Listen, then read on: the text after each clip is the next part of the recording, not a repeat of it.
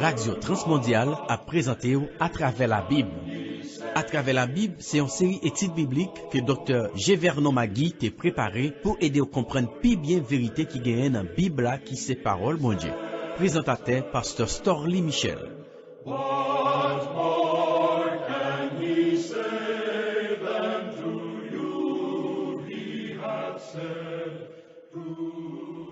Ou bienvenue dans l'étude biblique à travers la Bible. Nous étudions aujourd'hui 1 Samuel chapitre 16 avec 1 Samuel chapitre 17. On a commencé avec la prière. Par qui on est reconnaissant, ayant l'esprit bien disposé, nous présenter devant au Seigneur. Nous prêté tout petit dans main pour t'encourager là, au capable de travailler pour nous sortir avec forme et remplir fonction qui a été décidé pour nous. C'est dans nos Jésus, bon Dieu petit là que nous prions. Amen.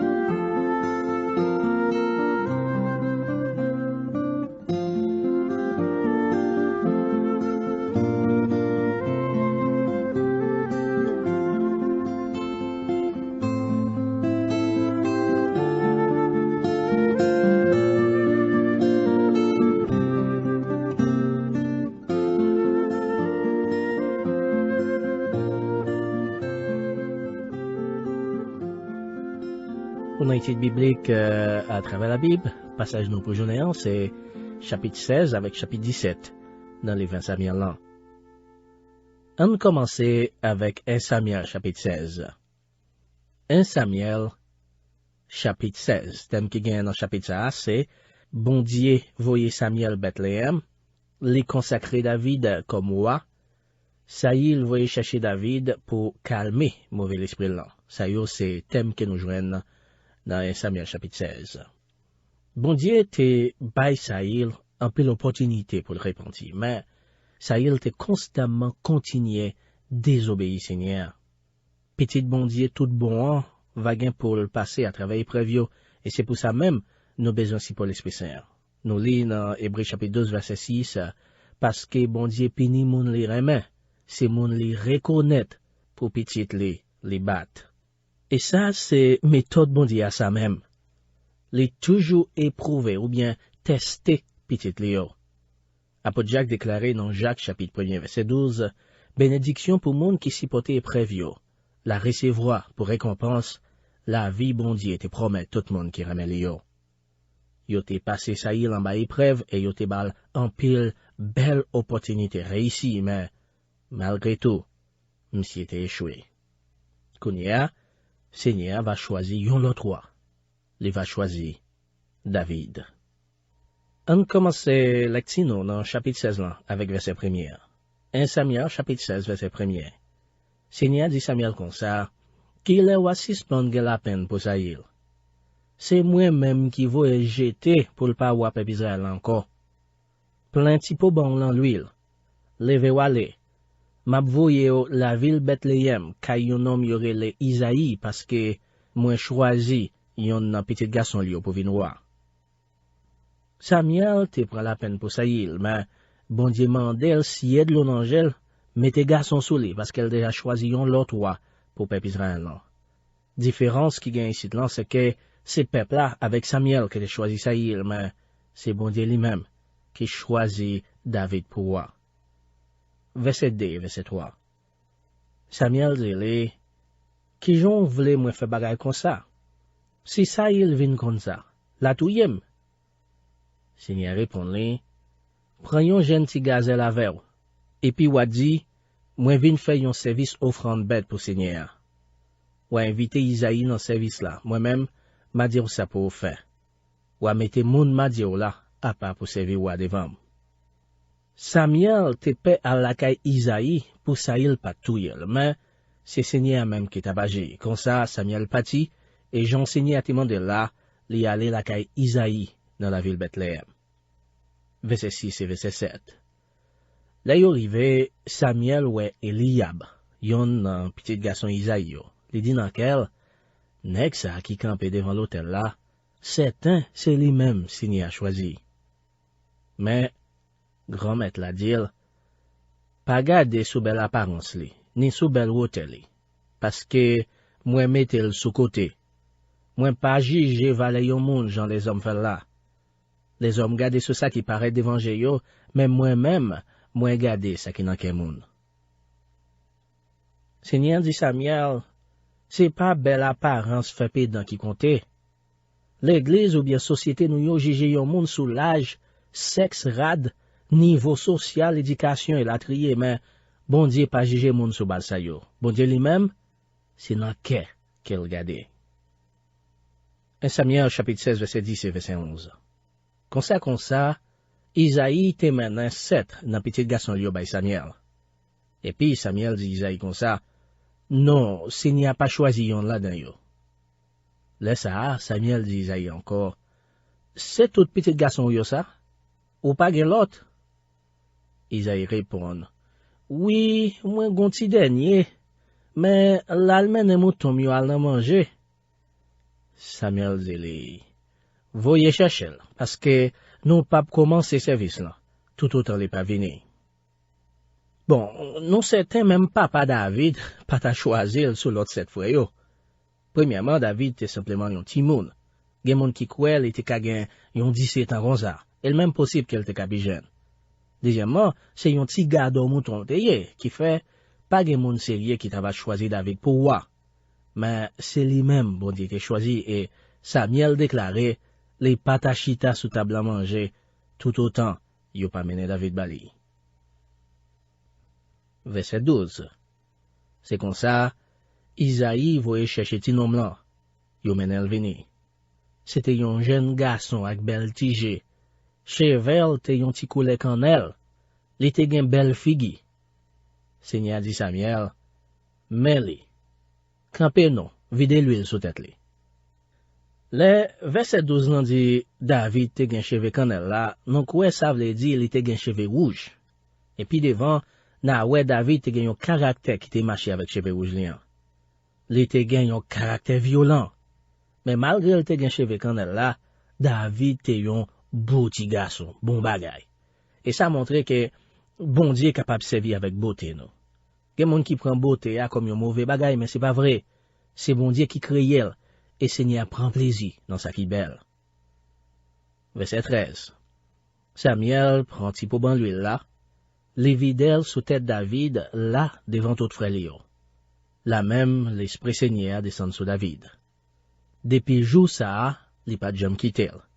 Après ça, Samuel levé, li tourné la ville Rama. Samuel consacré David et l'Esprit Seigneur te descendu sur lui. Dans le moment ça, l'Esprit Seigneur te déjà quitté Saïl. N'appelez qu'on y a verset 14 à verset 16 dans 1 Samuel chapitre 16. L'Esprit Seigneur te quitté Saïl et puis Seigneur a voyé yon mauvais l'esprit sur lui qui t'a tout mentel. Moun k'ap servi Saïl yo dire comme ça, gade, ou konnen Seigneur voye un mauvais esprit sur ou k'ap tourmente ou. Met, an ik pase yon l'autre, et puis nous-mêmes qui la avec n'a cherché yon moun qui kon jouer guitare. Comme ça, chaque fois mauvais esprit en vient sur ou, moun lan va jouer pour ou, et puis ou a senti yon soulagement. Nous quoi, Saïl était entièrement possédé par pouvoir Satan. Les serviteurs yo ouais qu'elle t'a souffri en bas yon maladie mentale et spirituelle, yo proposé musique comme remède. Comme ça, yo bay Saïl conseil fait yon concours musique pour le cas joindre pi bon musicien qui gagne dans pays. Verset 17 à verset 23. Saïl dit moun k'ap servil yo, al chercher yon moun qui kon jouer musique menement moi. Yon nan messi yo dit comme ça, Isaïe, moun la vil Bethléem, non, gen yon petit garçon qui kon jouer musique. C'est yon vaillant garçon, yon bon soldat qui gen bon parole dans bouche li.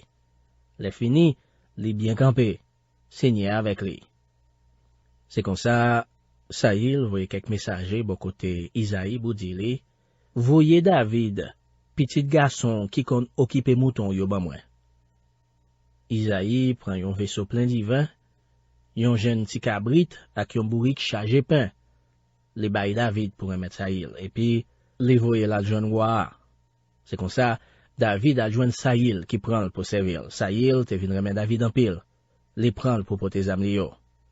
Saïl voyait dit Isaïe comme ça, tant pris quitter David rete avem. Moi remet en pile. Depuis là ça, chaque fois mauvais l'esprit bon Dieu te voyé à descendre sur Saïl, David prend guitare et puis les tombe jouer. Les comme ça, mauvais l'esprit a quitté et puis Saïl te soulagé, il te senti bien encore. David te un homme extraordinaire dans pile façon. Ici là, nous ouais yo menel nan palais a comme un excellent musicien, un bon guitariste. Rivé dans l'air ça, bon Dieu te déjà rejeté Saïl et choisi David. Mais peuple Israël là lui-même, li pour côté connaît qu'elle t'a déjà gagné un nouveau roi. Si titre qu'on finit avec étude nous dans chapitre 16 là, et n'a passé qu'on y a dans 1 Samuel chapitre 17. 1 Samuel chapitre 17.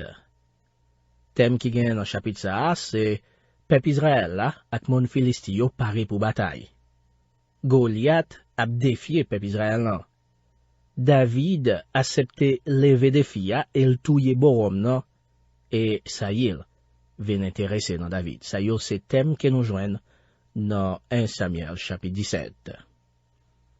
Chapitre 17, les 20 Samuel, là, gen incident tout le monde connaît, les David te touye Goliath ak festival là. Mais cependant, m'gen en question pour vous. Pour qui ça vous pensez David te porté 5 petits roches, l'elle t'a pral contrer avec Goliath là, j'en ouè ça dans verset 40 là. Est-ce que c'est parce qu'elle te pensé utiliser l'autre 4 yo en cas où t'as raté la première fois? Non. David te porté 5 petits roches parce que Goliath te gen 4 petites. David te pensé, si 4 petites sa yo ta gen mal avancé vin défendre papa yo, mais li te gen yon ti roche paré pour yo chaque. Moment que a pat nan vocabulaire David, depuis il te tire festival là, faut que li te touche objectif li. Est-ce qu'on songe yon passage nou télé dans Juge chapitre 20 verset 16, si yon pati dans la maison là? Juge 20 verset 16 dit, parmi tout soldats sa yo, te gen 700 la dan yo qui te bon en pile dans fait la guerre. Yo tout te servi ak men gauche yo. Yo tout te ka vize yon cheve ak yon roche, sans yo pa jam mankel yon foi. Donc certainement, non ta ka compter David parmi groupe expert festival sa yo. Qui fait avec histoire David et Goliath là, 1 Samuel chapitre 17, c'est chapitre pi konnen dans toute Bible. Et qu'on y a commencé avec lectino dans chapitre ça, avec des premiers versets yo. 1 Samuel chapitre 17, verset 1er et verset 2. Moun Filisti yo semblé tout soldat yo la ville Soko, dans pays moun Jida yo, pour yal goumen. Yo prend position yon côté yo relé frontière 100, entre la ville Silo ak la ville Azeka.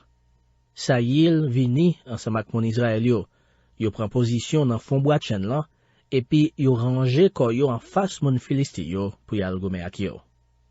Donc, yon fois encore, peuple Israël lan te dans la guerre avec l'ennemi permanent lan, moun Filisti yo.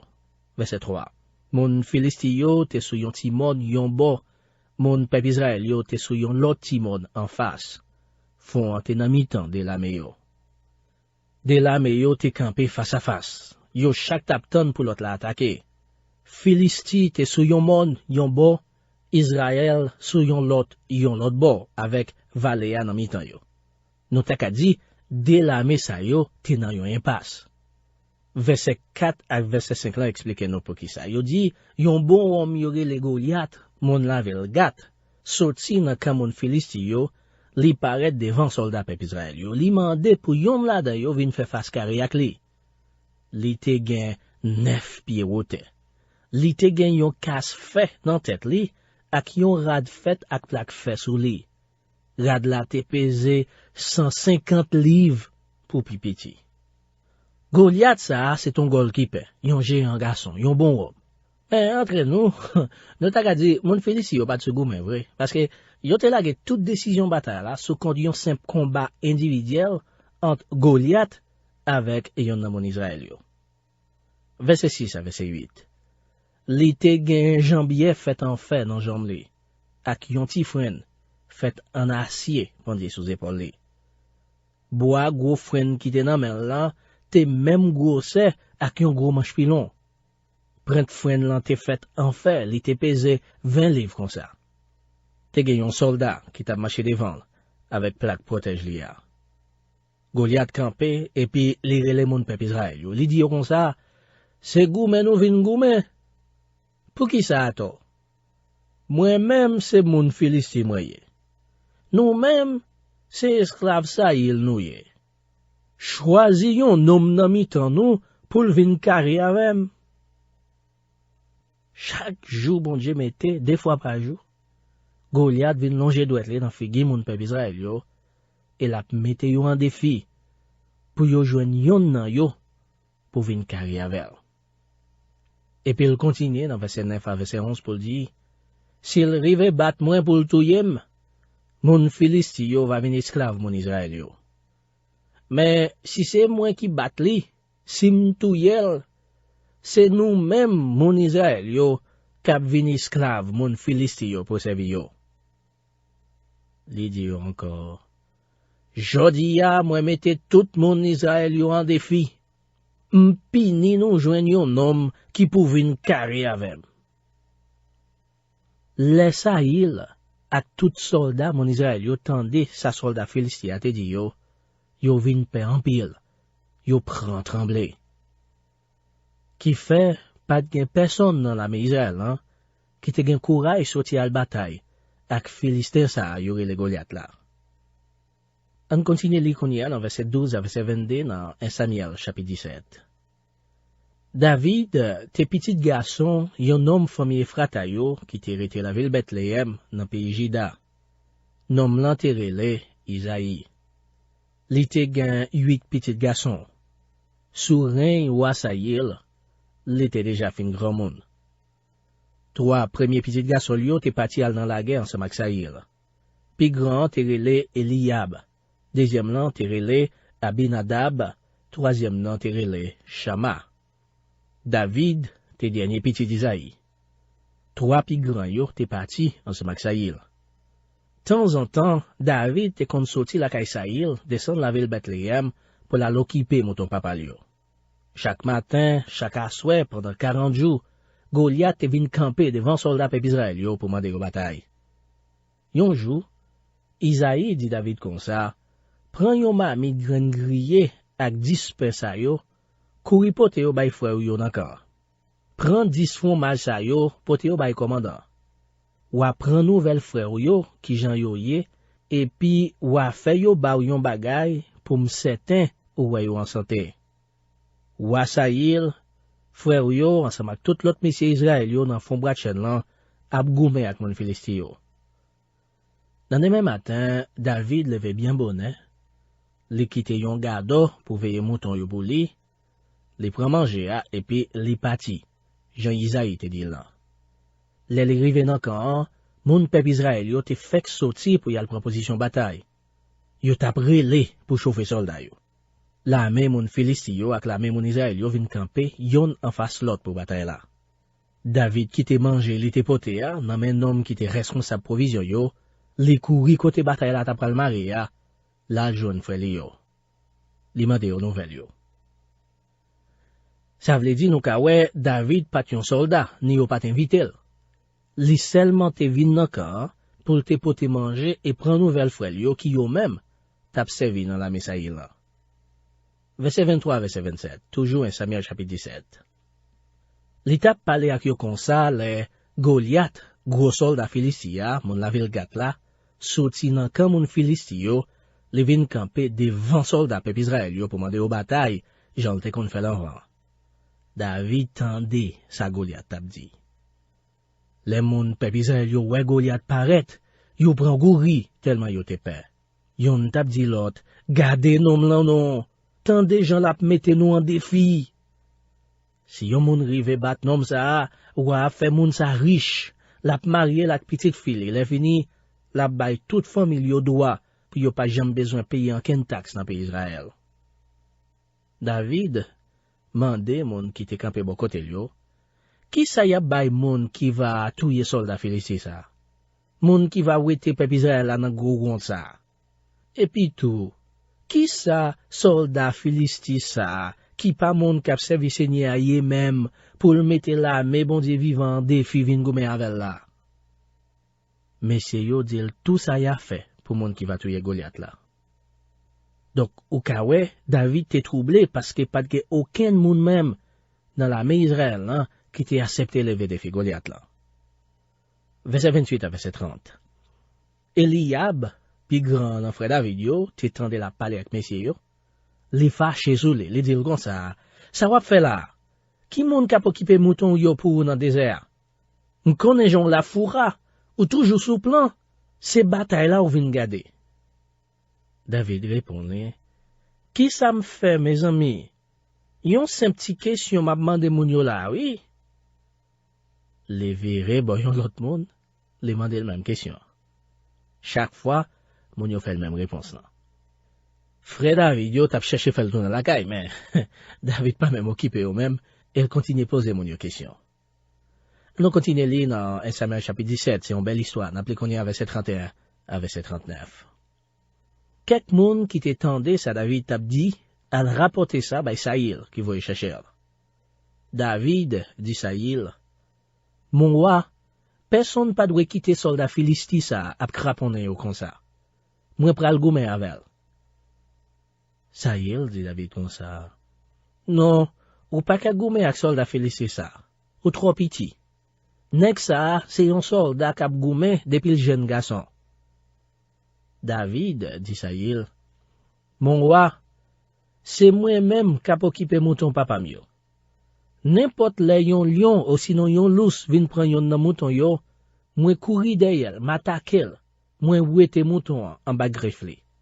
Si laisse à lion ou sinon lousse l'en comprendre pour le virer sous moi prend nan gagan, moi battle, jouk moi touyel. Même Jean moi touye lion ak lousse, c'est comme ça m'a touye soldat Filisti ça qui pas moun k'ap servi Seigneur. M'a touyel parce que les mette la mais bon Dieu vivant en défi vin goumen avec. David dit encore, Seigneur te délivré en bas pat lion yo ak pat lousse yo, la délivré tout en bas men soldat Filisti ça. Saïl dit David, bon, allez non, moi mande Seigneur pour l'avec ou. Saïl prend propre rad la guerre par yo, li mette sous David. Li mette yon casse fait dans tête David, ak yon rad fait en plaque fait pour protéger collé.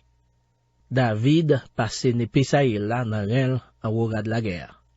Mais, li fait ça pour le marché, li pas capable parce que li pas conservé ak tout bagay sa yo. Li dit Saïl comme ça, moi pas capable marcher ak tout bagay sa yo sou moi. Moi pas conservé ak yo. Et puis David wete tout bagay yo sou li. Saïl te essayé habiller David avec rad la guerre yo, mais David te simplement yon ti moun, équipement yo te trop lourd pour lui. Ala yon gros leçon nous jwenn ici là. Ou konnen, gen an pile monde jodi an ka essayer fè bagay ki pa pou yo. Y a essayer fè bagay bon Dieu pas jamais mandé yo fè. Zanmim, si bon Dieu relè ou pour servir ak yon festival, pas essayer servir ak yon épée tande. S'il pa relè ou pour faire ça wap fè, enbe wete ko, ba moun bon Dieu a fait travail li. Gen trop moun ka essayer servir ak yon épée, le en réalité c'est yon festival que bon Dieu mette nan men yo. An gade konya comment David va tuer Goliath. Napli 1 Samuel chapitre 17 verset 40. Le fini, li prend bâton nan men, li ramasse 5 ti rocheron nan ravine lan, li mette yo nan raflo, li servil la pou kipe mouton yo. Après ça, festival li nan men, li marche sur Goliath. M'te dire ça déjà, mais m'a dire ça encore. David pas pote 5 ti roche yo parce qu'elle te pense elle te ka rate Goliath, non? Mais elle te pote yo au cas où 4 petites Goliath yo, ta vin pote tête yo tout. En fait, nous va ouais côté David touyer 4 petites Goliath yo dans 2 Samuel chapitre 22 verset 21. Verset ça dit, 4 soldats pays Philistis sa yo te moun bel wote, potorik garçon, nan ras moun Arafa yo la ville Gat. David ak moun pali yo, touye yo. Goliath te gen 4 petites et David te marché tout paré au cas où yo ta vle goumen après la mort papa yo. Verset 41, verset 47. Soldat Philistia prend marché sous David tout. Nom qui tap pote plaque protège liant tap marché devant li, li tap proche pi près David. Les soldats Philistien gade li wè David pi près, li tripe et puis li vire tête li sous côté parce que li te wè se yon ti moun ak cheve koule kanel ak yon bel ti figi qui était devant. Soldat Philistia dit David comme ça. Gen laisse yon chien mwen poussé avec yon bâton wap marcher sous moi. Et puis, li prend non bon Dieu yo, pour m'additionner David. Après ça, li dit encore, mwen pi nou avance sous moi, pour ouais si mwen pas prend corps pour m'bay oiseau dans ciel ak bête nan bois manger. David dit soldat Philistia comme ça, wap marcher sous moi avec n'épée, gros frein ak ti frein. Moi-même, m'a marché sous nan non seigneur qui gen tout pouvoir, bon Dieu la mes peuple Israël lan. C'est lui-même ou te mette en défi vin gome avec. Jodi a même, Seigneur pral la guerre on a même. M'a vide wate, m'a coupé tête ou. Le fini, m'a quitté cadavre ensemble avec cadavre soldat philistien pour oiseau non ciel ak bête nan bois manger. Comme ça, tout moun nan pays a va connaître peuple Israël la guerre bon Dieu. Oui, tout moun qui semble ici lan va ouais, bon Dieu pas besoin ni n'épée ni frein pour délivrer peuple yan. Bataille la relèl pal, c'est lui-même qui pral laguer tout moun Philistien nan men peuple Israël. Bon Dieu te bay David la victoire sur Goliath. Tant que Jean David dit lan, bataille lan, c'est bataille le Seigneur. Chapitre 17 lan finit avec nouvel intérêt ça il va exprimer pour David. Apparemment, les pas reconnaître li comme petit garçon qui te kon jouer guitare pour li. Dans verset 18, chapitre 16 lan, nous ouais, yon nan servite sa il yo te décrit David comme petit Isaïe qui kon jouer musique, c'est yon voyant garçon, yon bon soldat, le fini qui bien campé. Après ça, dans verset 21, nous ouais, Saïl fait le tourner moun qui pour porter zam li yo, mais c'est seulement Kounia, après David fin touye Goliath là, que Saïl va reconnaître li comme yon voyant soldat. C'est là qu'on finit avec le programme pour aujourd'hui. Nous comptons en pile qui est là avec nous et nous quitté au Konya avec la paix. Bon Dieu vivant qui pas jamais perdu bataille là. Merci en pile parce que tu es là avec nous pour journée pour écouter une autre émission à travers la Bible. Pour capable écouter ou bien joindre l'autre ressource étudio 24/24 dans le site internet nous qui c'est ttb.twr.org/creole ou bien écris-nous par email dans l'adresse creole@twr.org. Creole écrit CREOLE. Creole @twr.org. À travers la Bible, c'est en production Storlie Michel pour Radio Transmondiale.